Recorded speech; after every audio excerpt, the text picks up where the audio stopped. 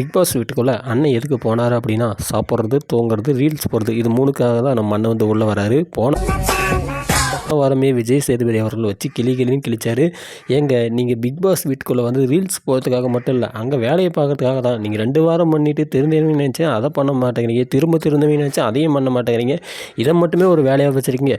Big pass கூப்பிட்றப்ப கூட 30 second தான் நான் ரீல்ஸ் போட்டு வந்துடுறேன்னு சொல்கிறீங்க. அந்தளவுக்கு உங்களுக்கு ரீல்ஸ் இருக்குன்னா கம்முனு தயவு செஞ்சு வெளியில் வந்துருக்குன்னு சொல்லிட்டு நம்ம விஜய் சேதுபதியே வந்து கெஞ்சிட்டு போயிட்டார். அந்தளவுக்கு பார்த்தீங்கன்னா நம்ம அண்ணனுடைய சேட்டைகள் அப்படின்றது நாளுக்கு நாள் அதிகமாகிட்டே தான் போயிருக்கு.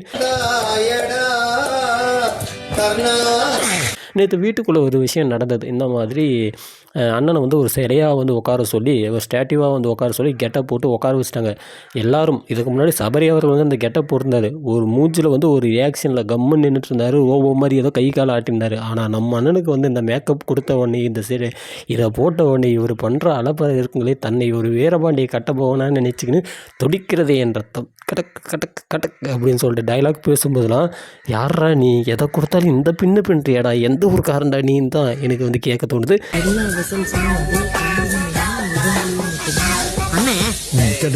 அப்படியே போனோம் அப்படின்னா வீட்டுக்குள்ளே ஃபுல் அண்ட் ஃபுல் நேற்று ஃபுல்லாகவே வந்து தலைவன் தூங்கினு தான் இருந்தார்.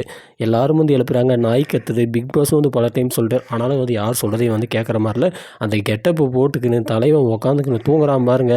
ரீல்ஸை போடுறான், சாப்பிட்றான், தூங்குறான். ரீல்ஸை போடுறான், சாப்பிட்றான், தூங்குறான். ரீல்ஸை போடுறான், சாப்பிட்றான், தூங்குறான். ரீல்ஸ் போடுறான், சாப்பிட்றான், தூங்குறான்னு சொல்லிட்டு இதே மாதிரி தான் நம்ம தலைவன் நேற்று ஃபுல் டேவே இருந்தால். அதுலேயே ஒரு காமெடி ஒன்று நடந்தது பாருங்க. பார்வதின்னு நினச்சா தான் பாவமாக இருக்குது. பார்வதி சொல்கிறது எவனுமே கேட்க மாட்டேங்கிறாங்க. சரி நம்மளுக்குன்னு இருக்கிற ஒரு அடிமை இவன் சொன்னால் கேட்பான்னு சொல்லிட்டு தான் பார்வதி நம்ம தர்பூசணிக்கிட்ட வந்துட்டு ஏதாவது 1-2 வார்த்தை சொல்லுவாங்க. அந்த இடத்துலையும் தர்பூசணி கொடுக்குற ரியாக்ஷனை பார்க்கணுமே. அது பாட்டுன்னு ஏதோ பேசின்னு கிடக்குது, இவன் பாட்டுன்னு தூங்கின்னு உட்காந்துருக்கிறான்.